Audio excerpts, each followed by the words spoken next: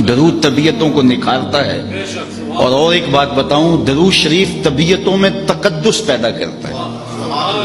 اگر کسی کو یہ خوف ہو کہ میری اولاد غلط ہاتھوں میں چلی نہ جائے اور ان کی عصمت کا جوہر کہیں برباد نہ ہو جائے، کہیں ان کی نظر کا تقدس نہ لٹ جائے، تو وہ اپنی اولاد کو کثرت سے حضور پہ درود پڑھنے کی ترغیب دے، اولاد کو پاک دامنی نصیب رہے گی۔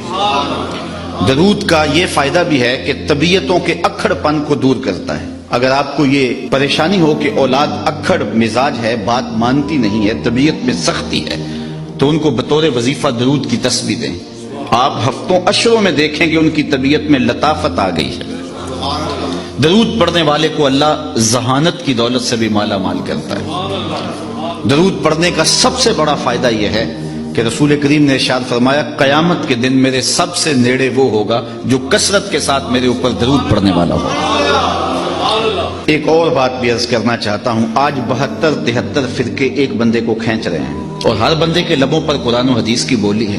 عام آدمی پریشان ہو جاتا ہے کہ جاؤں تو کدھر جاؤں۔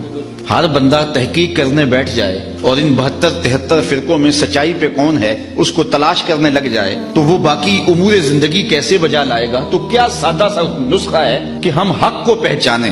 72-73 آدمی ایک بندے کو کھینچ رہے ہوں تو اس کا تو دماغ خراب ہو جاتا ہے۔ کبھی آپ نے دیکھا ہو لاری اڈے پہ جو کنڈکٹر حال کرتے ہیں پاکستان میں سواری کا، ایک سامان اچک کے لے گیا، دوسرے نے بچے کو پکڑا اور اپنی جانب کھینچ رہا ہے، تیسرا بڑھیا کو بازو سے پکڑ کے اپنی بس میں لے جا رہا ہے، تو بعض عورتیں غصے میں آ جاتی ہیں، پائیا سا کتے بھی نہیں جانا، حالانکہ کہیں تو جانا ہوتا ہے نا، لیکن وہ اس قدر کو ادھر کھینچ رہا ہے، کوئی بچہ ادھر لے گئے ہیں، سامان ادھر جا رہا ہے، تو 70-72 لوگ ایک بندے کو کھینچ رہے ہیں، وہ جائے تو کدھر جائے؟ یہ بات امام زین العابدین سے اس زمانے میں کسی نے پوچھی، حضرت جب اتنے فرق و ترک ہو جائیں گے تو میرے لیے کیا پہچان ہے حق کی؟ تو امام زین العابدین نے فرمایا، جو اہل السنہ ہوں گے وہی اہل حق ہوں گے۔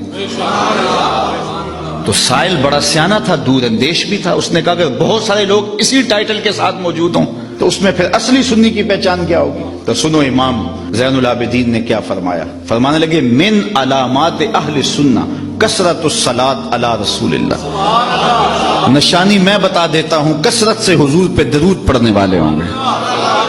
اب کوئی خیر سے ہمیں درودیہ ہونے کا تانا دے، ہمارے لیے یہ تمغہ امتیاز ہے۔ میں کہتا ہوں ہم بارودیے نہیں، ہم درودیے ہیں۔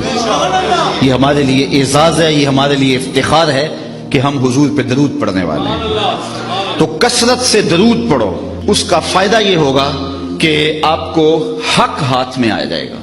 اچھا، ایک آخری بات درود کے حوالے سے اور بھی عرض کروں کہ درود پڑھنے والے کے لہجے میں مٹھاس پیدا ہو جاتی ہے۔ کسی نے اقبال سے یہ راز پوچھا کہ تیرے شعروں میں کھنڈ کہاں سے آئی؟ غالب اقبال سے بڑا شاعر اہل نقد مانتے ہیں، لیکن جو عزت اقبال کو ملی علیہ رحمہ کو، وہ غالب کا مقدر نہیں ہو سکی۔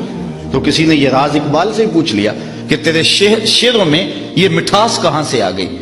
تو اس نے کہا کہ میں نے 1.25 کروڑ مرتبہ حضور پہ درود پڑھا تھا، یہ سارا شہد نام محمد کا ہے صلی اللہ علیہ وسلم، میں تنہا کمال سخن کو نہ پہنچا، میرے شعر ہیں اور تاثیر ان کی۔ تو اپنی اولاد کو کثرت سے حضور پہ درود پڑھنا سکھائیں گے تو اس کا لازمی نتیجہ یہ ہوگا کہ ان کے سینے میں حضور کا پیار پیدا ہوگا۔